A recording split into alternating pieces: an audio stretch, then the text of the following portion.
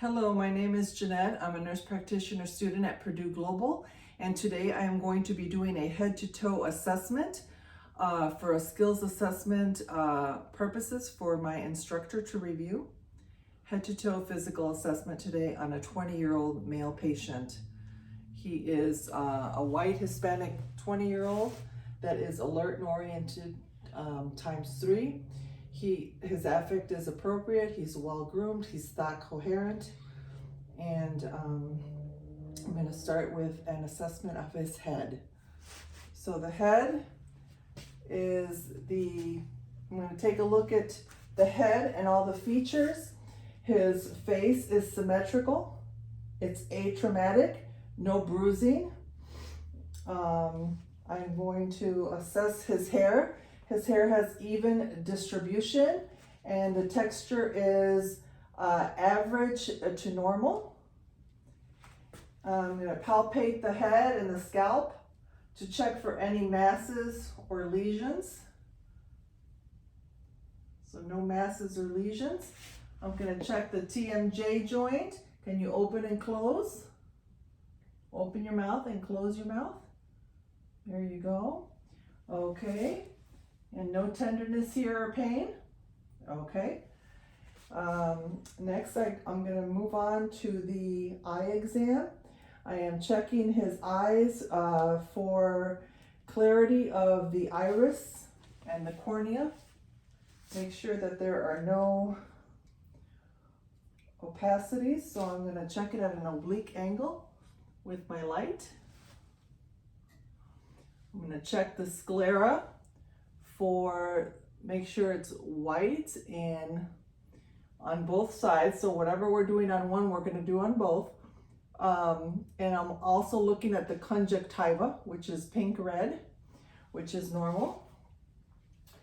And the next thing I'm going to do is I'm going to check the visual fields for this patient, including and starting with the peripheral vision. So I want you to look straight ahead. And I'm going to start by flickering my fingers or twitching my fingers, and I want you to tell me when you can see it. You remain looking straight ahead. I can see him. Okay, and we're going to change angles and do it again. I can see him. Okay, and I'm going to change angles. I can see him. Okay, so his visual peripheral field is intact. The next thing I'm going to check is his extraocular movements, which is also cranial nerve. We'll review later with the cranial nerves, but it's 3, 4, and 6. So I'm going to have him follow my fingers and keep his face straight while he just uses his eyes to follow my finger. And these are the 6 cardinal fields of gaze.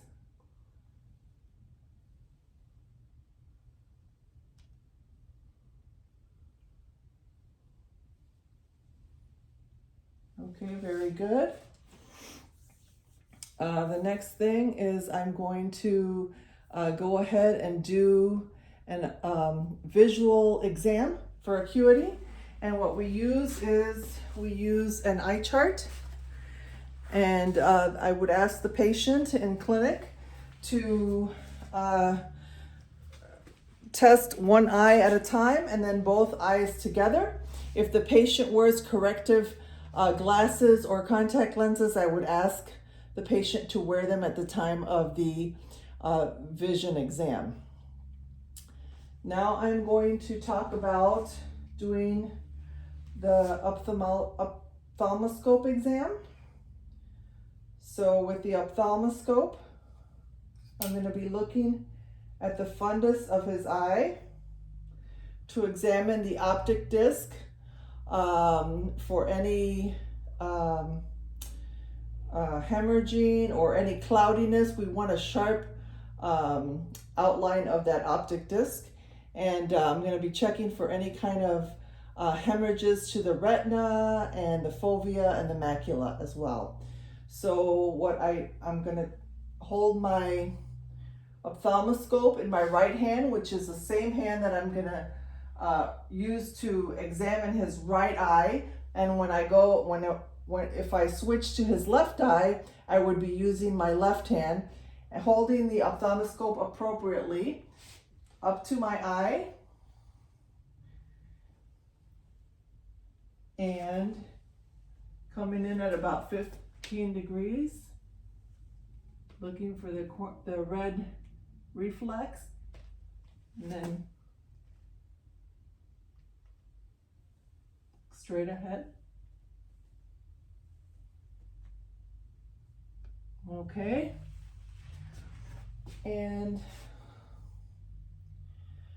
the other thing I want to check too is the red reflex that we can check, and I would be dimming the lights in the clinic. I'm not going to do it for the purposes of this video, but you would dim the lights while you check the back of the eye.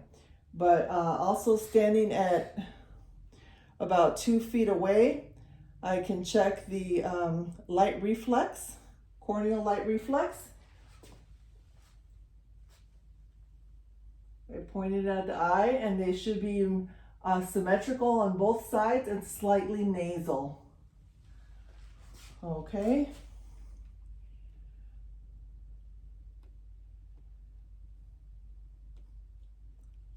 And then the last thing I want to do is check the pupillary reflex. So the pupillary reflex, same thing, I would be dimming the lights. I'm going to be checking for direct and consensual pupillary reflex. So with the lights dimmed, I would be approaching the patient laterally and checking for that pupil to constrict, and then do it again and check for the consensual constriction on the other side. And then come over here again, look straight please. Watching that pupil constrict. And then coming up, watching that pupil constrict, and then checking the consensual constriction on the other side. Okay, so that is the eye exam.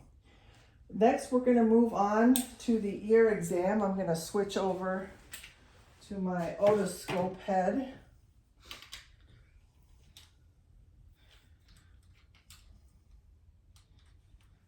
Okay, so using the otoscope, doing the ear exam, we're going to use the otoscope. We use as big of a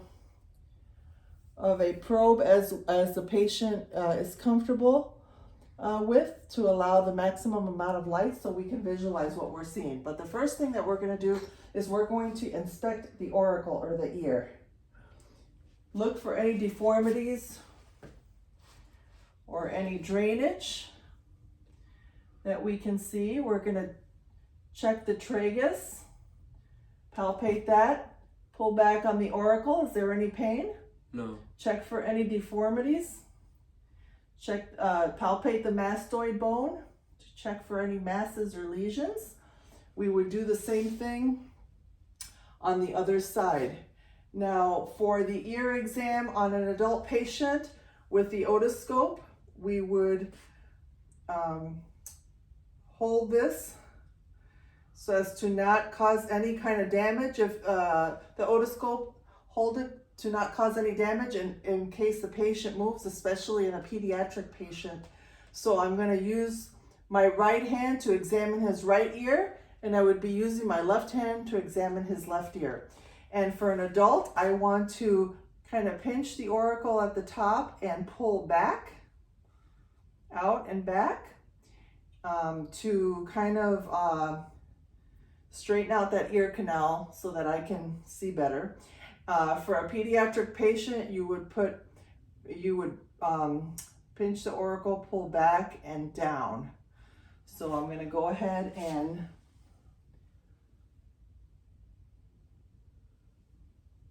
look in the ear and look at the ear canal for any erythema, swelling, drainage. Look past that to the back of the ear. And what I'm looking for is the cone of light, which in the right ear should be on the right side, and the malleus, and also the eardrum and make sure that there are no perforations of the eardrum, tympanic rupture. Okay, so that's the ear. The next exam is going to be the exam of the nose, okay, the nasal exam. So with the nasal exam, I'm going to check the nose for any kind of masses, any kind of deviation, symmetry. And then I'm going to look into the nares and I'm going to ask the patient to tilt his head back and lift his nose up a little bit. And, oops, I gotta turn it on first. There we go. Nose up a little bit. And check for the turbinates. The mucosa is a lighter pink than the conjunctiva, but that's normal. Check for the septum, make sure there's no deviation, the turbinates. And the patient has a dry nose, light pink, which is normal. And there is no septal deviation. And I believe I already checked the frontal sinuses. Any pain? No. And the maxillary sinuses? Any pain? No. Okay, I believe I did that okay again, but I don't clearly remember. And palpating the nose. Have you ever fractured your nose at all? Or have any nasal problems? No. Any pains? No pains? No. Okay, very good. Then the next thing I'm gonna move on to the mouth. So when we're looking at the mouth, we wanna, of course, inspect the outer area of the mouth first, the lips, for any kind of lesions, masses, drainage. And right now, his mouth is intact. I'm going to use the light from my otoscope to have him open his mouth and look in his mouth. Stick your tongue out, ah. Look at the soft palate, the hard palate, the soft palate, and the uvula. Can you smile for me? Okay. Looking at his teeth. Okay, move your tongue up. Looking underneath the tongue for any lesions. And if I had gloves, I would be putting my gloves on and checking his teeth and his dentition to check for any kind of loose teeth. Check his gums. Any bleeding to your gums? I didn't see any. No. Any bleeding to your gums? Let me look again. Let's see. Okay, no bleeding of the gums. There we go. Say ah. Ah. Stick out your tongue and say ah. Ah. The tongue is symmetric. Very good. Okay. No tonsils are visible. The tongue is symmetric. The uvula was also symmetrical. I checked the hard palate. Okay, so that is the mouth. The next thing is the neck. So with the neck, we want to look at the neck and we want to check for symmetry of the trachea and look for any kind of goiter, and I don't see any. I'm going to have you sit back with your back straight, shoulders back, okay? And then I'm going to palpate his trachea to check for that it's midline and it's not deviated. And then I see his cricoid bone here. I'm going to have him swallow, and I could feel the thyroid when he swallows. Can you swallow again? Okay, very good. And checking his thyroid for any nodules. Might be a little bit uncomfortable. No nodules for his thyroid, and like I said, no palpable thyroid nodules there either. The next thing I'm going to do is I'm going to palpate for his lymph nodes. So there's quite a few lymph nodes to palpate for. So we have the preauricular lymph nodes in front of the ear, post-auricular lymph nodes behind the ear, occipital lymph nodes. Can you straighten your head out a little bit? There we go. Occipital lymph nodes here. Okay. Tonsillar lymph nodes mandibular lymph nodes, submental, anterior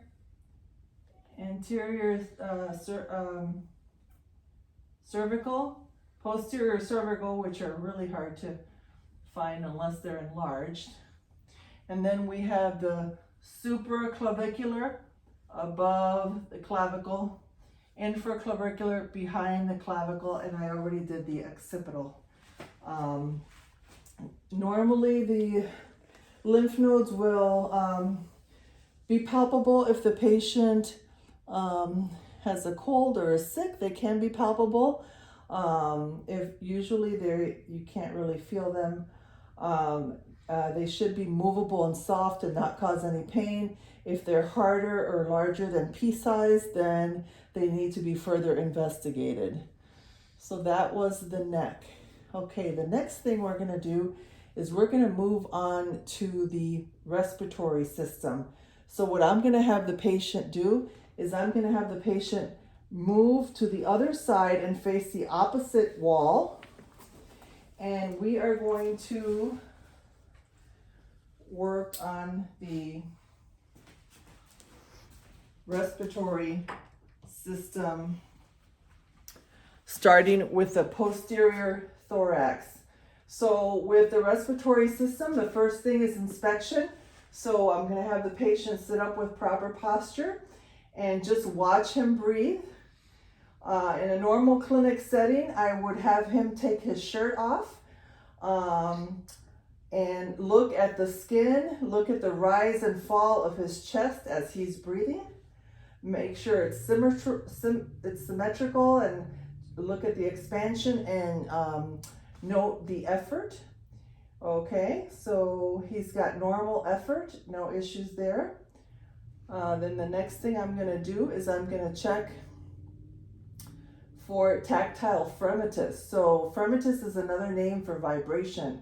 So I'm going to have the patient, every time he feels me put my hands on his back, he's going to say 99. And I'm going to check for even vibration or symmetrical vibration on each side as he says 99.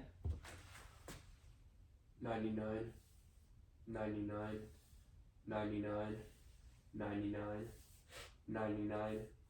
99, 99, 99. Okay, and so the fremitus or the tactile vibration is symmetrical on both sides. The next thing is a chest expansion. So if I go below the 10th rib here and I put my thumbs on either side of the vertebra and ask the patient to inhale and exhale, I can see how my thumbs move in and out as his chest expands. So that's how we're checking for chest expansion. Okay, the next thing I'm going to do is I'm going to percuss his chest.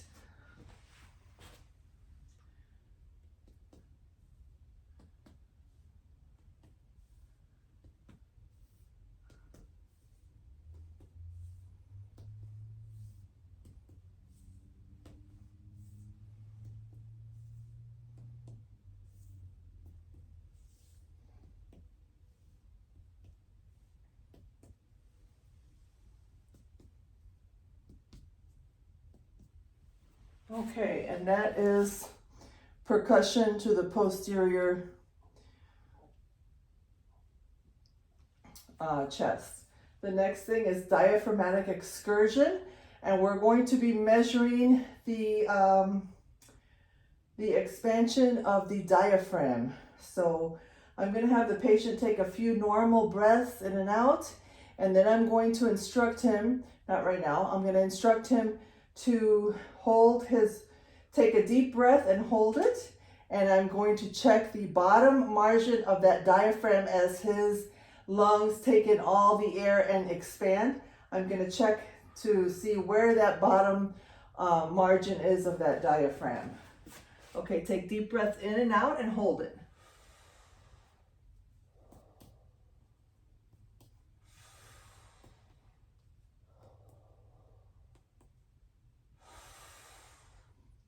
Okay, you have to take a deep breath in and hold it.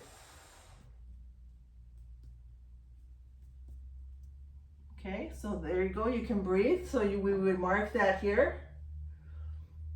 Okay, so that's the bottom end of his diaphragm.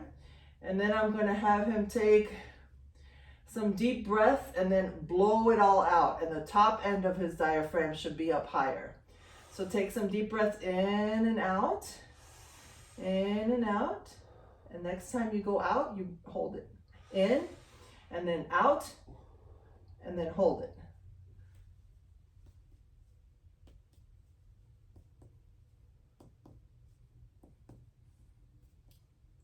Okay, so that is diaphragmatic excursion. Usually between 3 and 5 centimeters is normal.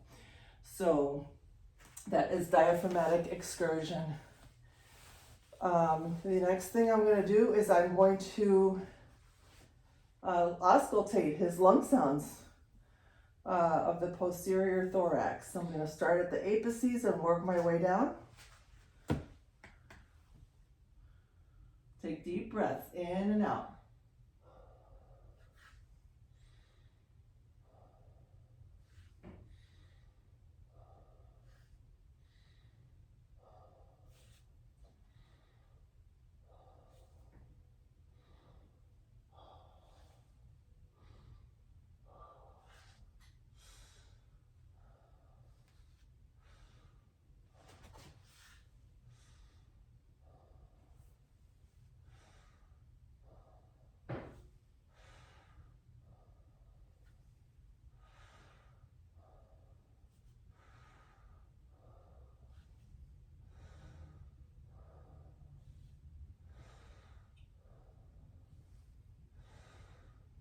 Very good, and that's auscultation of breath sounds on the posterior thorax.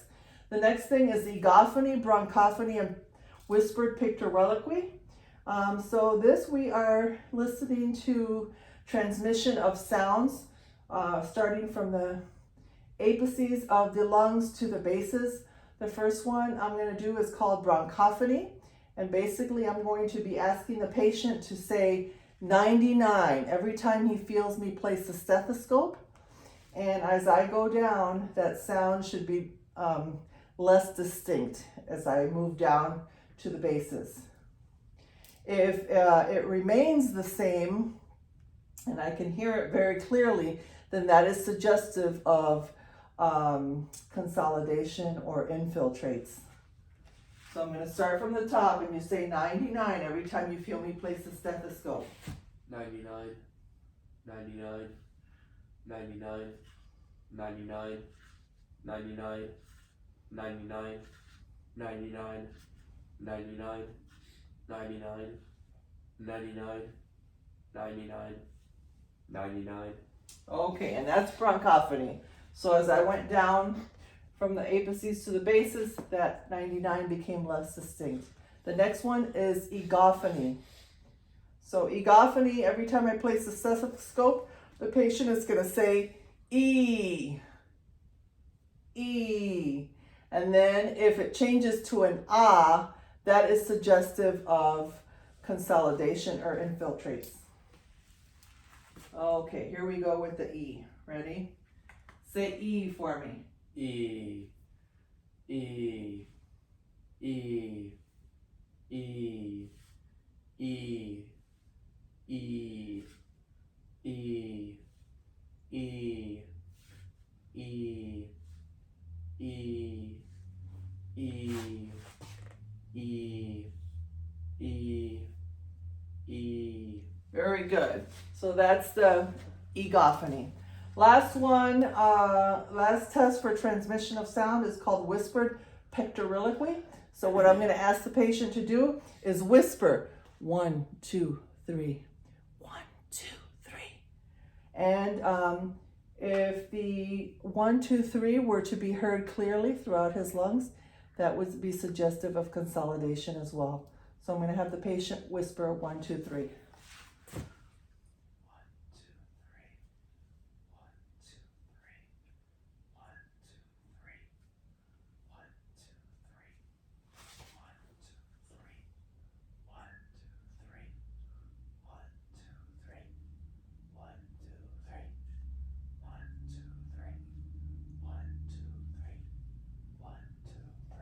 Okay, and that is whispered pectoriliquy. Now for the anterior side, I'm going to have the patient turn around and face me. And we're going to do the anterior respiratory thorax. So just like the posterior side, I'm going to have the patient just breathe normally, like he normally does, in and out, and I'm going to watch him for respiratory effort, symmetry of expansion, and in the clinic he would have his shirt off, so I would be checking the skin coloring, contours, any bruising, any masses that I can see. Okay, so he is even and unlabored at this point, which is normal. And then for the anterior thorax, I'm going to go ahead and I'm going to check tactile. I'm going to palpate. We can palpate to check for any kind of masses.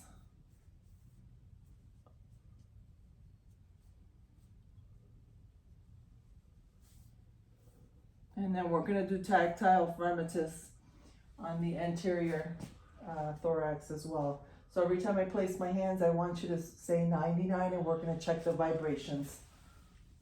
99, 99, 99, 99, 99, 99. Okay, very good. That's tactile phragmitis on the anterior side. Then we're going to do chest percussions. And then we're going to auscultate breath sounds. So sit up tall for me with your shoulders back. Okay, I'm going to percuss the chest.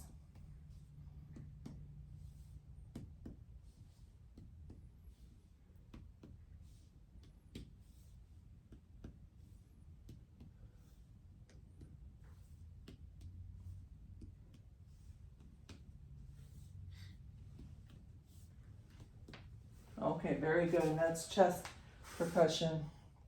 Last thing is auscultation of lung sounds on the anterior thorax. Okay, take deep breaths for me.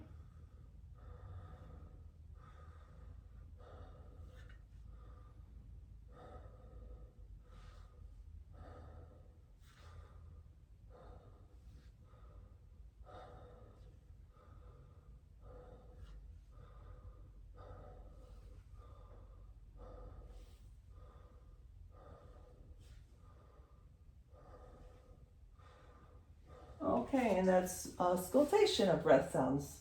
Okay, my next assessment is the cardiovascular system. So I'm going to have the patient lay down on this pillow here. We're going to do like 30 degrees for this. We're going to try to, that's actually very tall. So I was hoping you can maybe move down a little bit, 30 degrees, and then I'll move this over so you can can come down some. There we go. We're going to check. We're going to say that that's 30 degrees for the purposes of this exam. And we are going to do a CVP measurement first.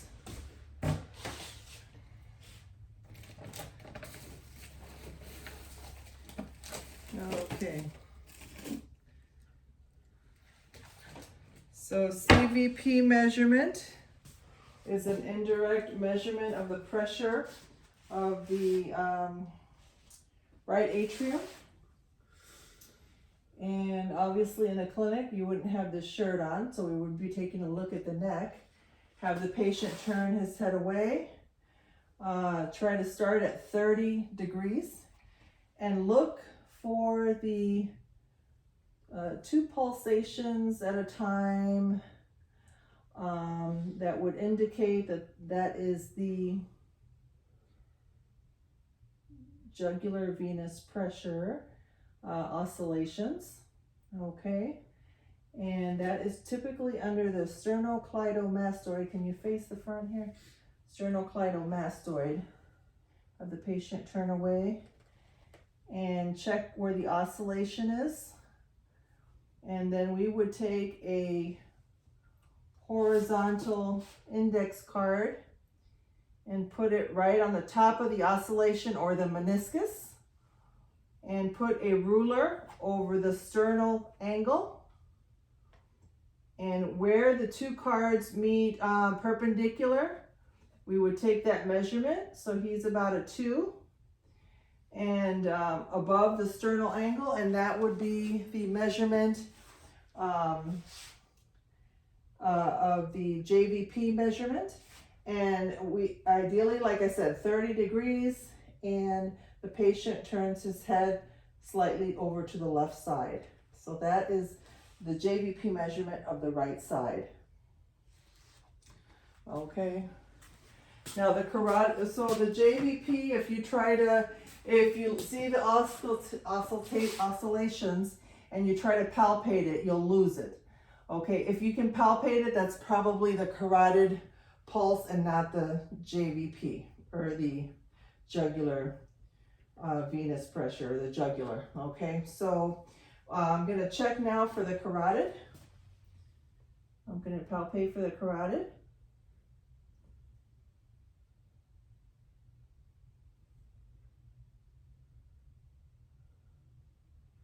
Okay.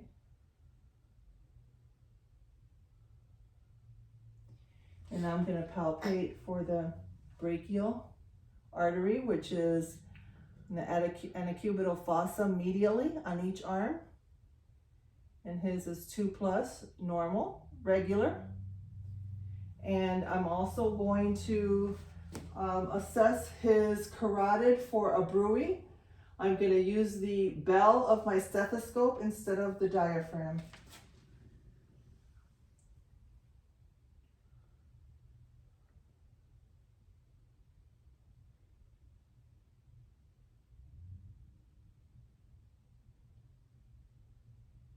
Okay, and I don't hear a bruit there. The next thing is going to be, I'm going to palpate the chest for any kind of thrill. So if we hear a thrill, it's typically a turbulence that we can feel, the vibration of turbulence with our fingers on the chest. That is abnormal. The thrill, the bruit is abnormal auscultation of turbulence. So bruit is auscultation, thrills is a vibration that you can feel. So I'm going to check his chest for any kind of thrills. Would be sort of like a vibration. You could really feel a good thrill on a patient with an AV fistula that's on renal dialysis, and it's kind of an odd, very odd vibration. You'll definitely know it when you feel it there. You'll understand what a thrill is if you've never felt one. So no thrills on him. We're going to auscultate heart sounds. So we're going to start on the second intercostal space. On the right is the aortic valve. Left of the sternum is the pulmonic. Then we have the third space here. I can't remember what it's called. Erb's point, and that's where you can hear for any kind of aortic valve stenosis. Next you have the tricuspid valve, which is fourth intercostal, and then fifth intercostal is the mitral valve that you can hear, and right below the fifth intercostal space, mid-clavicular, you should be able to feel the PMI, point of maximum impulse. When you do find that, it should be about 2 to 2.5 centimeters. On a healthy young adult, it's mid-clavicular, fifth intercostal space, just in that area there, in the apex of the heart. Okay, and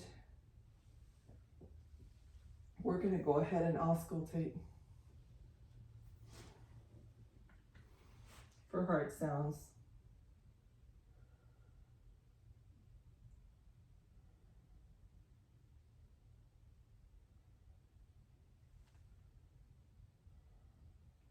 On the right side of the sternum, the best sounds you can hear are S2.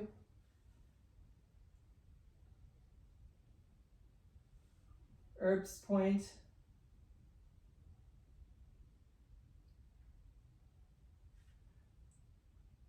tricuspid, and mitral valve. At the apex of the heart, fifth intercostal space. With the bell, you can hear if there's any kind of S3, S4, or any murmurs with the bell of the stethoscope. Murmurs are heard well with the bell.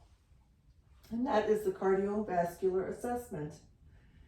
Okay, moving on, we're going to do the abdominal assessment now. So I'm going to have the patient lay all the way down with his head on the pillow. And I will move this if you need me to. There we go.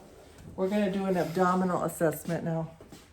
Okay, so with the abdominal assessment, I'm going to go ahead. He gave me permission earlier to use this blanket to cover his lower pelvis and abdomen. And then I'm going to have him raise his shirt up to right below the nipple line. There we go. So with the abdominal assessment, we are going to let's see, I'm going to go over with inspection first. So inspection, same as with other inspections, we're looking at skin coloring, any pulsations, any peristaltic movements, any masses that we can just see. And right now he is just breathing. I don't see any peristalsis, any masses, and no discoloration of her skin, and his abdomen is a flat contour. Okay, so next with the abdomen, we do auscultate first so that we don't disturb the peristalsis with palpation. So we always do auscultation first. So I'm going to auscultate on all 4 quadrants, listening for bowel sounds in all 4 quadrants. You can breathe normal. Just breathe normal. There we go. Okay.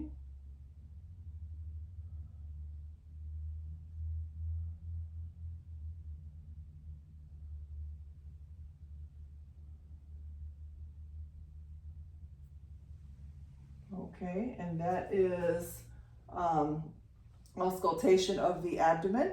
The next thing I'm going to check is I'm going to check for bruit of any kind of bruits of the aorta, renal, ischial, and femoral arteries. And when I do this, I'm going to listen with my diaphragm and then my bell to all those locations. So the abdominal aorta is located right above the umbilicus.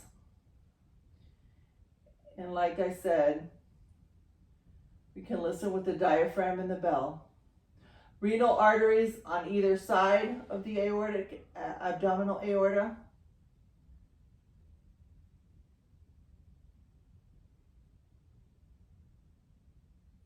Iliac arteries bifurcate below the umbilicus. And then we have the femoral arteries, which are in the inguinal area. So in each of these areas, I'm listening with my diaphragm and my bell. The next thing I'm going to do is I'm going to percuss the abdomen.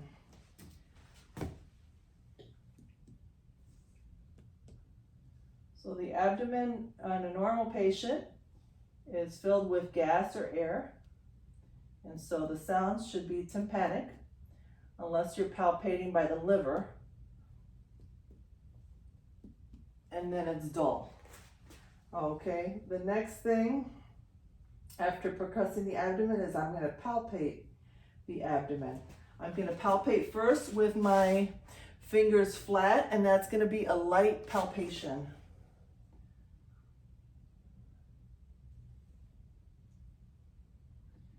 If the patient were to have any kind of abdominal complaints, I would palpate that side or that spot last. Okay, that's light palpation where I palpate to just check for any tenderness. Deeper palpation is about at 3 centimeters deep, and you can use both hands, and you want to kind of go in a circular motion And when you're doing this, you're kind of palpating for any masses. If the patient has a problem where they're maybe tensing up, you can have them bend their knees, and that'll kind of relax the abdominal muscles. So that is a deep palpation. It's at 3 centimeters. Okay, next thing I'm going to do is I'm going to check for peritonitis, and specifically right now regarding peritoneal inflammation involving maybe a appendix. So I'm going to have the patient uncross his feet again. Uncross your feet, please. Okay, now I'm going to check for McBurney's point, and McBurney's point is like 2/3 from the ISPS to the umbilicus. You draw a line, and if you palpate there and the patient complains of pain, usually that's a good sign of appendicitis.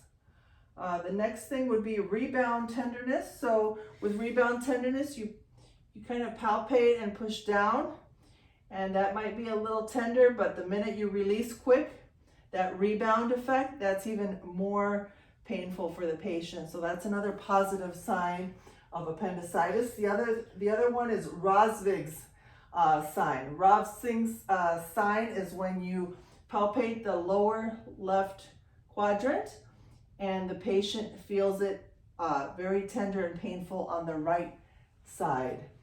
The next sign is the psoas sign. So the psoas sign, I'm going to come over here and ask the patient to elevate his knee and press against my hand. I'm pressing down, he's resisting, and it hurts. It would hurt him in the right lower quadrant if there was any inflammation of the appendix. The other maneuver is the obturator sign. With the obturator sign, I have the patient bend his knees and then internally rotate, keeping your hips on the just internally rotate. There we go. And that internal rotation of the knee, bent knee, would cause pain if the patient had appendicitis. Now, if the patient had problem with the liver or cholecystitis or an inflamed gallbladder, then we can check for Murphy's sign. And Murphy's sign is when I palpate the costal margin and I have the patient take some deep breaths in and out. And when the patient takes a deep breath in and I palpate underneath that costal margin, when he breathes in, that causes the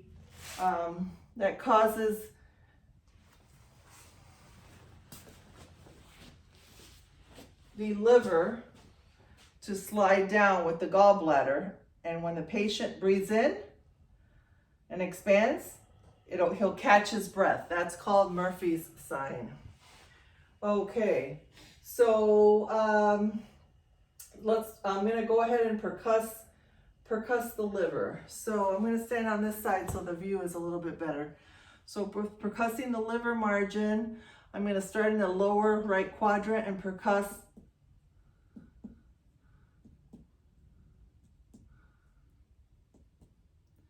Okay, so the liver margin is right there.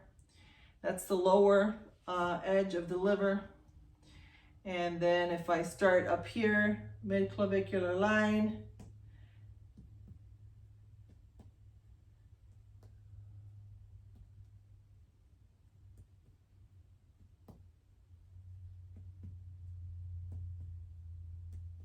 right there. So between here and here, that would be the measurement of his liver, and normal is about 6 to 12, and that's about 8 centimeters there for him.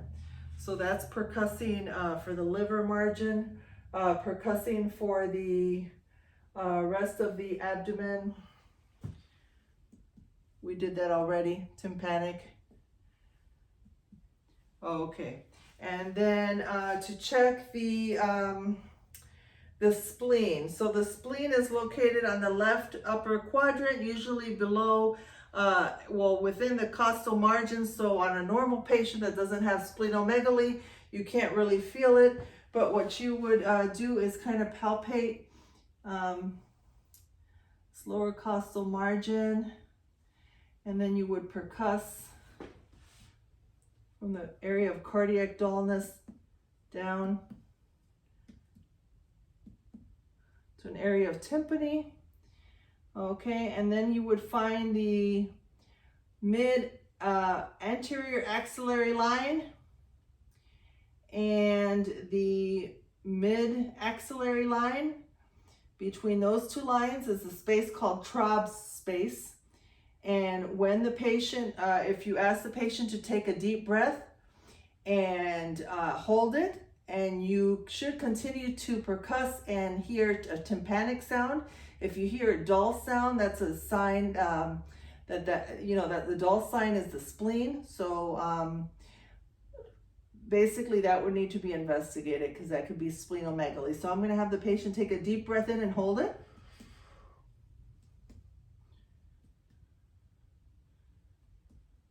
Okay, so that's checking the spleen from the area of Traub's point, which the spleen can really only be palpated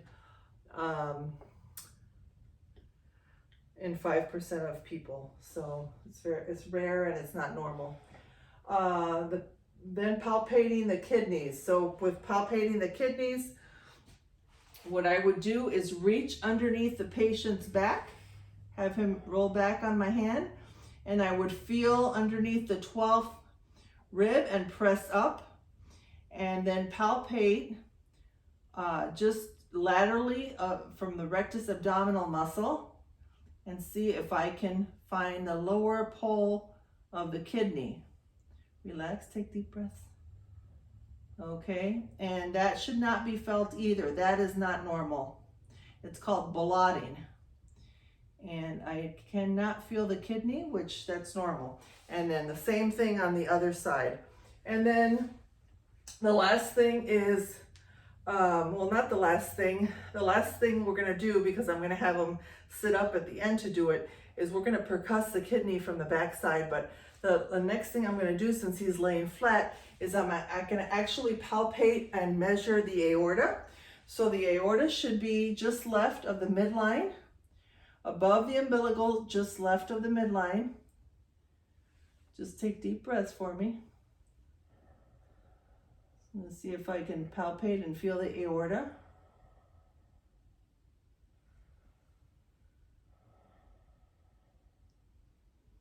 The aorta should be about 2 centimeters or an inch, which his is. Yep. So that's the abdominal aorta. And then the next thing I'm going to do is I'm going to have the patient bring his shirt down and take off this blanket, and I'm going to have you sit up and face this back wall over here, and we're going to do the last abdominal exam here. Is going to be when we check for your CVA tenderness. So with CVA tenderness, we go to the costal margin, we palpate for that, and we palpate, sit up nice and tall for me. Okay, and the vertebral space and the costal margin right here. We would put our non-dominant hand over that and give one thump. Okay, and if the patient is tender, that would indicate either a pyelonephritis or urolithiasis. I'm going to try one more time. Thump. Okay, is that painful? No. Okay, so he'll feel the pressure, but it won't be painful. And then the same thing on the other side. So you palpate for the costal margin back here in the vertebral area, and that space right there, the vertebral angle, kind of a triangular area. Put your there we go, your palm down, and with one fist thump, and then he should feel it, but he's not tender. Okay, then the next thing I'm going to do is I'm going to do the neuro exam. Okay, let me move the camera. Okay, so moving on to the musculoskeletal system. Actually, we're going to do the nervous system first. The first thing with the nervous system exam is we're checking orientation. So we've already determined from the general survey, and it's already been discussed, that the patient is alert oriented ×3, inappropriate, thought coherent. And then we can move on to the cranial nerves. Cranial nerve 1 is the olfactory nerve. And with the olfactory nerve, you would ask the patient to close his eyes and identify a common smell. Close your eyes and cover one nostril and identify the common smell. So it could be a coffee ground, and then ask him to cover the other nostril and check it with another common smell. That's olfactory cranial nerve 1. Cranial nerve 2 is the optic nerve. That's already been tested with pupillary reflex and checking the optic nerve and the optic disc during the eye exam. Cranial nerve number 3 is the ocular motor nerve. Cranial nerve number 4 is the trochlear nerve. Cranial nerve 6 is the abducens nerve, and that all checks for eye movement, which has already been tested during the eye exam, and that was when we did the 6 cardinal gazes, 6 cardinal views of gaze. And then the cranial nerve number 5 is the trigeminal nerve, and that is both a motor and a sensory nerve. So I would palpate the trigeminal nerve area here and ask the patient to clench his mouth. Okay, and then for sensory, I would ask the patient if he feels soft or sharp. This is sharp. Okay, sharp and light. Light. Okay, so sharp. Let's try this now. Close your eyes. Okay, let's try this side here. Sharp. Soft. Soft. Sharp. Sharp. Soft. Okay, very good. And that's cranial nerve number 5. Cranial nerve number 7 is the facial nerve, and we're looking at facial expressions. So smile for me. Raise your eyebrows like you're surprised. Puff out your cheeks. And that's cranial nerve number 5. Or I'm sorry, cranial nerve number 7, the facial nerve. Cranial nerve number 8 is the acoustic nerve, and we did do a hearing exam earlier for the ears. However, we did not do the acoustic part, so I am going to demonstrate that now with a hearing test, or a few hearing tests. The first one is a whispered test, where I'm going to ask the patient to cover his left ear, and I'm going to whisper and ask him to let me know what I said. 22. Okay, cover the other ear. 13. Very good. Now the next test that I'm going to perform is called the Weber test with the tuning fork. So I'm going to hit the tuning fork with my hand and place it and ask him which ear he hears it with. I hear with both my ears. With both his ears, okay. And that is a normal finding. So you're checking if he hears it in one ear, the other ear, or in both ears. And he hears it in both ears, so that's a normal finding. The next one is the Rhine test, where I'm gonna again activate the tuning fork by hitting it against the palm of my hand and placing it on his mastoid bone and asking him if he hears it. And when he stops hearing it, he will let me know, and then I will move the tuning fork.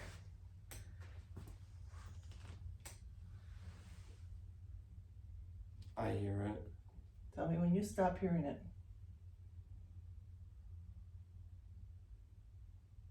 I stop hearing it. Can you hear it now? Yes. Okay, so that is the Rhine test, and in that scenario, the air conduction is greater than bone conduction, which is normal. So that is cranial nerve number 8. Cranial nerve number 9 is the glossopharyngeal joint, glossopharyngeal nerve, and also 10.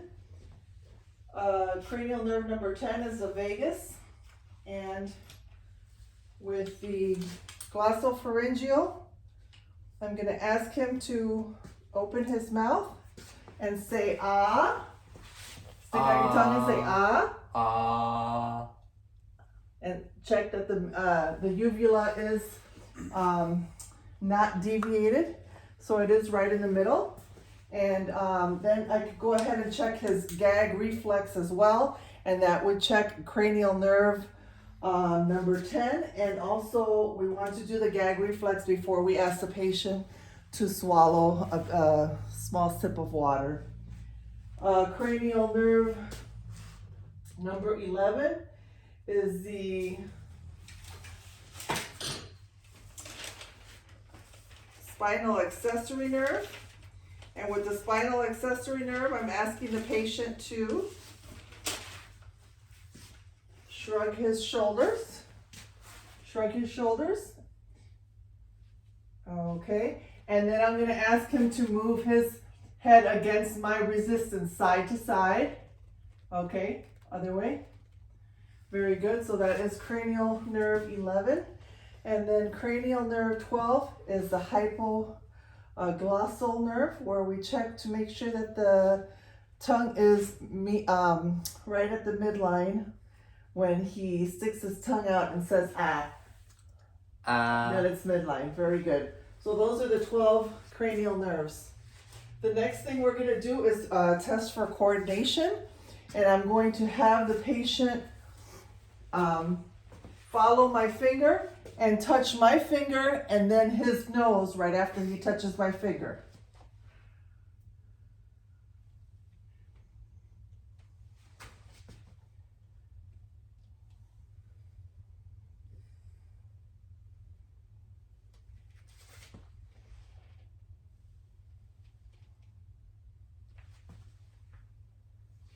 Very good. The next test will be another coordination test where the patient's going to follow my instructions.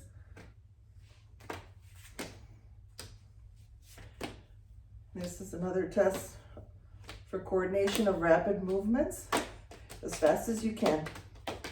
And that should be smooth. Okay, that's coordination. And the next test that we're going to do is the sensory testing. And the sensory testing, the first thing I'm going to check is for light touch and pain.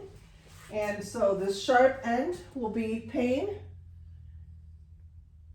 and this light end will be soft. So he's going to identify, he's going to close his eyes. All the sensory tests are done with their eyes closed after they give it the instructions. So I'm going to have him close his eyes and tells me if he feels sharp or soft.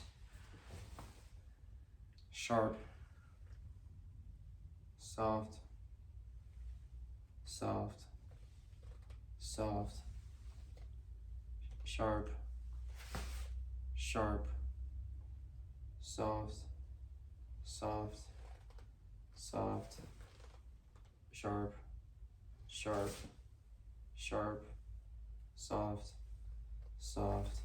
Soft. And that is light touch and pain also.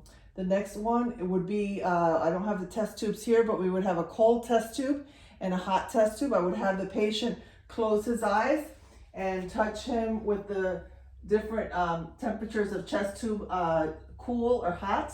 And he would be able to tell me with his eyes closed if he feels cool or cold or hot test tube. So that is the temperature test. The other test that we can do is with the tuning fork, it's vibration. So with the vibration, I would activate the tuning fork and ask him if he feels vibration at the end of his finger. I feel vibration. Okay, how about here? Yes. Okay. Yes. And then at the end of his toe as well. And you would do this both sides. Close your eyes. I feel it. Okay. How about the other one? Wrist lift your. Okay. I And he feel feels it. the vibration. If they don't feel the vibration, you could go up a little higher and see if they feel it. I feel it. in their knee joint. I There we feel go. it. And he feels it. Okay, very good. That is vibration. Proprioception is when I have the patient close his eyes, and I'm going to instruct him first with his eyes open and say that if I move this finger, this is up. If I move this finger, it's down. And he's going to tell me in which direction I'm moving the finger. Up, down, or side to side. Up, down, up, down, down, left, right, left. Okay, and I can do the same thing on this other side.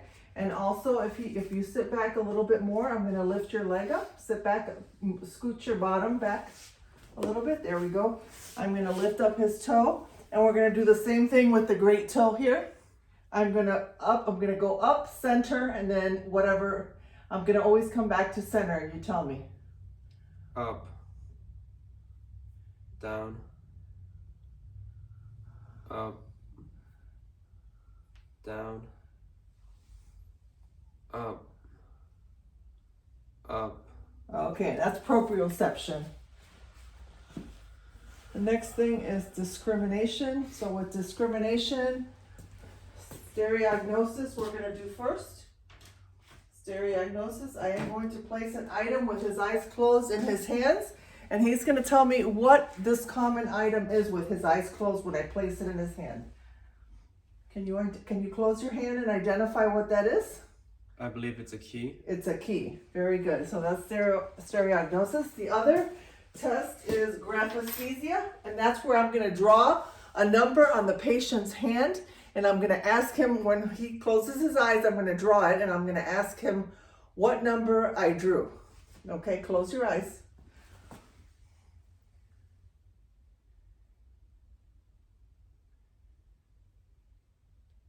What number? 8. Right, the number 8. That's graphesthesia. Okay, the next discrimination test is a 2-point discrimination, and that we can use a paper clip for that.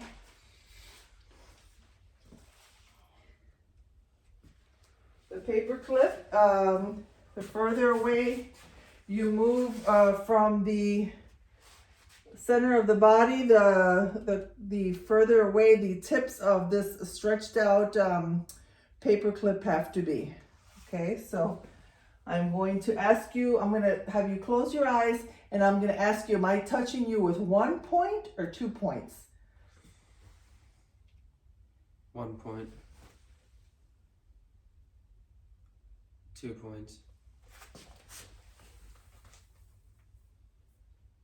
2 points.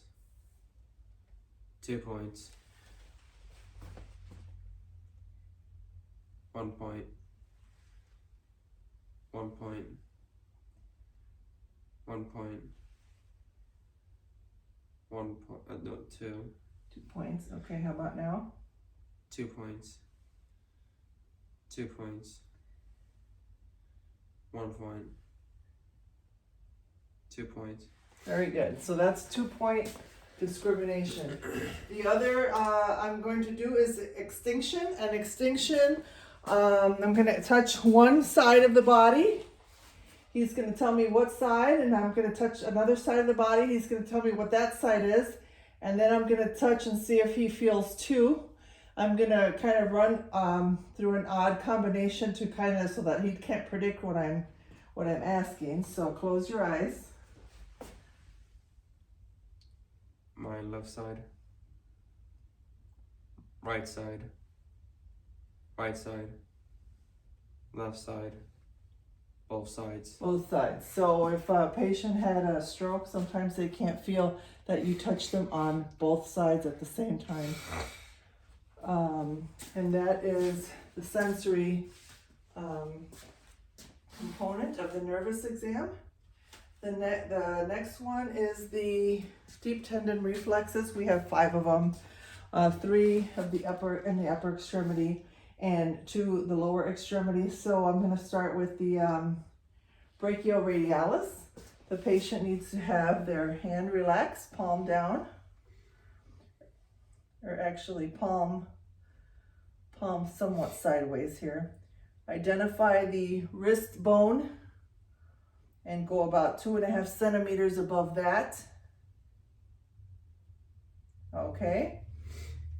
And then the next one will be the biceps deep tendon reflex. The biceps tendon is right above the antecubital fossa. I'm gonna have the patient move his arm so I can feel the tendon and know where to strike it. I'm gonna strike my finger. So palm down, there we go. Relax your arm on the leg. And watch the muscle that you're trying to activate. Okay, that's the biceps deep tendon reflex. The next one is the triceps. You can have the patient relax his arm and hold it like this and strike right above the elbow.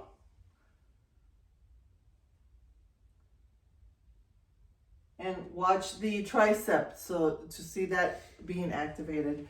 The next one thing I wanted to mention is the brachioradialis and the biceps tendon correlate with C5 and 6. The tricep reflex correlates with C7. Next we move on to the knee reflex, where we go right below the patella. And the patient does not have, you want their feet to be dangling, so I'm going to put a pillow underneath his knees here because you want his legs to be dangling and relaxed. And you strike right below the patella. Relax.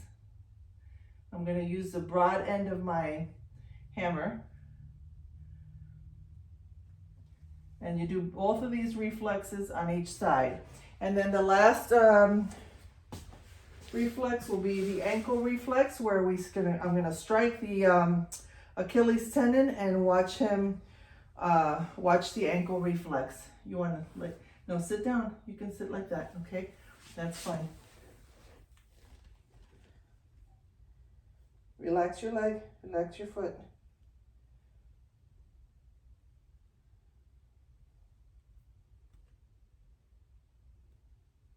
Okay, and that is the ankle reflex.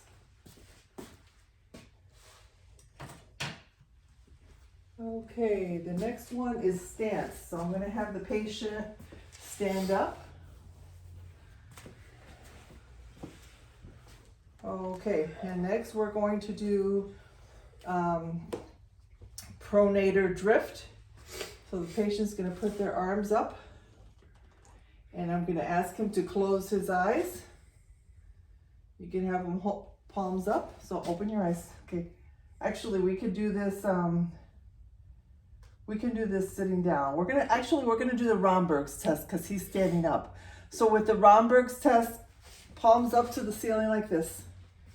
Okay. Palms up. Chin up a little bit. Okay. Close your eyes. And see if the patient sways. You want to be careful with your patient, make sure they don't fall. Okay, and he is okay, he is not swaying, so that's a normal finding. Okay, you can open your eyes. The next thing, you can sit down. We're going to do the pronator drift. You can do it standing up or sitting down. The patient puts his arms out, palms up, and have him close his eyes.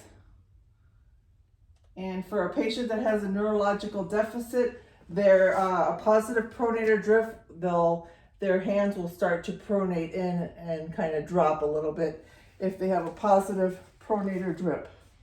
The next thing is gait. So we want to check the patient's gait. Okay, you can open your eyes. Let me see if we can have you stand up. So his gait was normal when he walked in. We're going to turn this around and watch him walk to the door and back. Normal walking. Okay, now you can come back this way and walk on your tippy toes. Okay, very good. You can go back and walk on your heels. That's a little bit uncomfortable there on that hard floor. Okay, and then stand right there. I'm going to show you what heel tandem walking like this. Okay, step back a little bit first so the camera could see what you're doing. Okay, go ahead. This is tandem walking. Look forward, please. There we go. Okay. And that is gait. Very good. Go ahead and take a seat. Okay. Now the next exam is going to be the muscle bulk and tone. So this patient, I'm going to check his overall muscle bulk and tone. If he's got anything like Parkinson's, you'll notice that the patient has some really stiff tone and doesn't really extend or flex really well. So I'm going to check his muscle tone here. I'm going to check his bulk and muscle tone. Go ahead and push in, and I'm going to resist you. Very good. Now push down. Very good. And you do that to the other side too. Going to check hand grip. Squeeze as hard as you can. There we go. Very good. Put your arms out, your hands out like this, facing down. Push up. I'm going to resist you. Very good. Push down. I'm going to resist you. Very good. Push out. Your hands like this. Push out. Very good. Push in. Very good. We're going to check leg extension, knee extension, resist. Go ahead and there we go. You can't really see that from here. Let me move this back a little bit. There we go. Okay. Extension. Okay. Bring back in. Very good. Now push out. Okay, very good. And do the same thing on the other side. So that's muscle bulk and tone. And he's got 5 out of 5 strength there. The next thing, we're going to move to the musculoskeletal exam. We're going to start with the shoulder, or actually the head exam and the neck exam. We've already tested it when we did the cranial nerves to see that his rotation of his head is good, and side to side. Can you check the lateral bend? Keep your shoulders down, but just bend your head. There you go. Look to the left, rotate your head. Look to the right, rotate your head. There we go. And we can even palpate the sternocleidomastoid and check that, and check resistance here like we did earlier. The next thing is we want to palpate the shoulders, starting with the sternoclavicular joint, and go across the clavicle, and then palpate the back as well along the scapula, and move up the scapula to the acromion, summit of the shoulder. Move forward into that dip space called the coracoid, and then we can check the bicep tendon and move up to the groove, and then check the greater tubercle in the back. Move his elbow back and check both the deltoid bursa, and I can't remember what the other name of the bursa is. The 2 bursa he's got here. Next, we want to check the elbows. With the elbows, we want to check the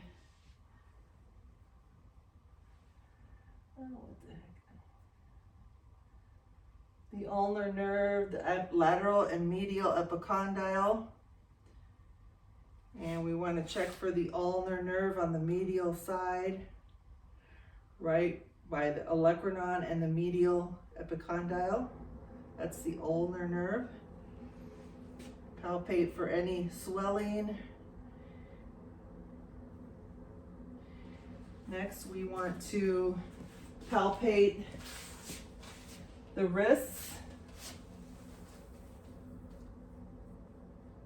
and the metacarpal area. Check for the snuff box right above the styloid bone, the hollowed out area. If there's any pain there, that could indicate a scaphoid fracture, which is a do not miss diagnosis and can become a necrotic issue. Check each of the the PIP joint and the DIP joint, palpate. Any deformities here could indicate osteoarthritis.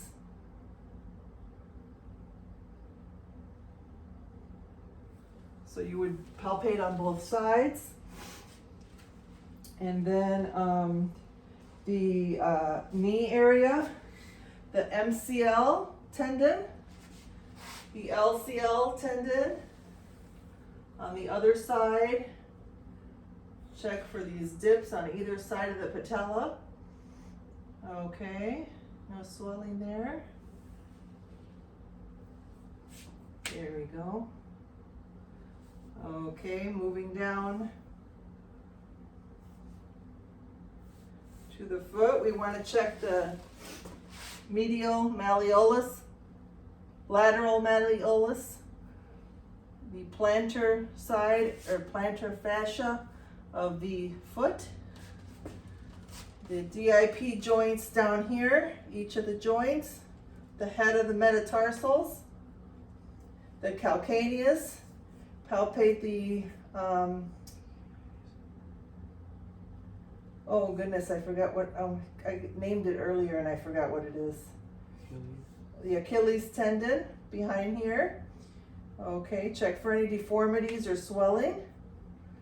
Okay, and after we've palpated, we can go ahead and move on to the range of motion of the shoulders and the upper extremity. So, range of motion of the shoulders, we are going to have the patient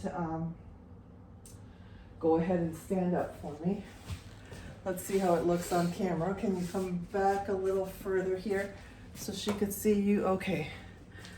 So we're going to go through different range of motions of the shoulder. So the first movement is flexion. So one arm up, 90 degree, and then above your head. You can't really see that.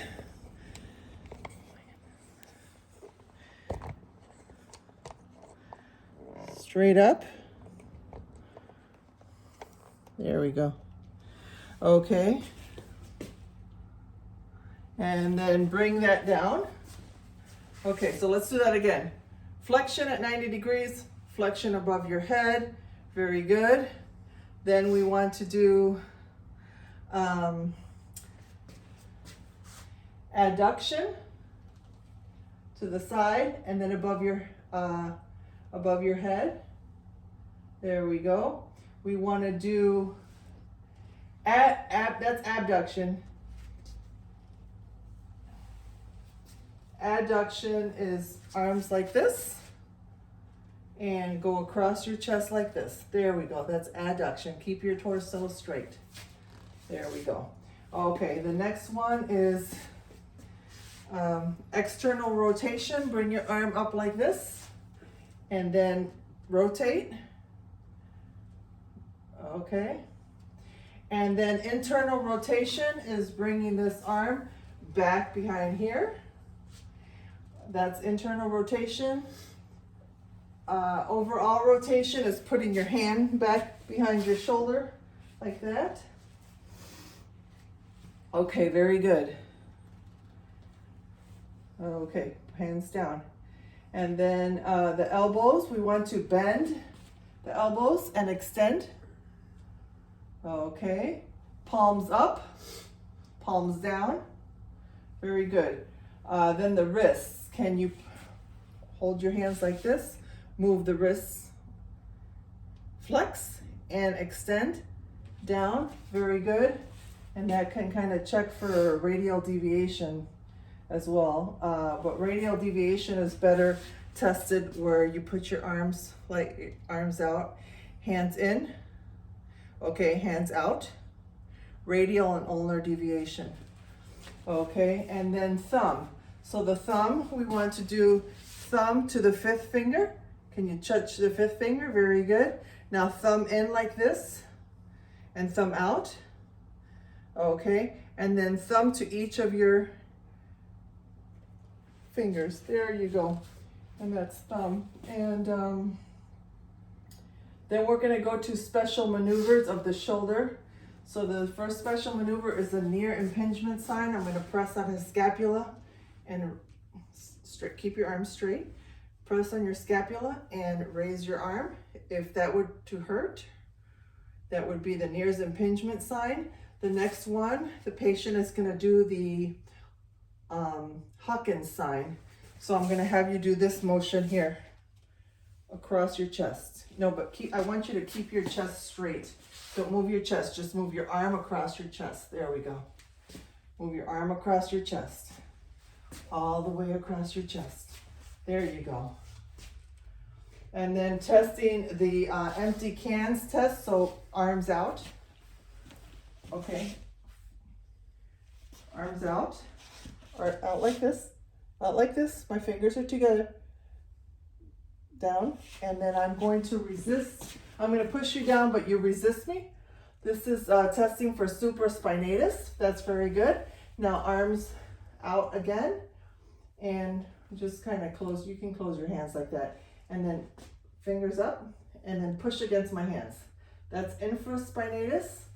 And the next one is we're going to try to supinate. So you're going to try to twist your arms out like this, like you're going to hold a bowl of soup, and I'm going to resist. Okay, go ahead. Okay, and no pain there. And then the next one is the drop arm test. So we're going to use this arm. We test, of course, both sides. One arm out and slowly bring it down to your side. And if that's painful, that can indicate a rotator cuff tear as well. The Tinel sign for carpal tunnel, I would strike the median nerve. Has the patient just kind of extend their hand out like that. Just relax it though. And I'm going to tap here, and you're going to tell me if you feel any pain or numbness to the second, third, or fourth finger. No pain. No? Okay, and you would do that to the other side. And then the last special test is the Phelan's sign. So the Phelan's sign, you would meet both of the back of your hands, and if there's any numbness or pain to the back of those hands, that's a carpal tunnel issue too. Okay, so the lower extremities, we are going to go ahead and start with the looking at the spine. So I'm going to have the patient turn around and check his posture, and I'm going to palpate all the vertebral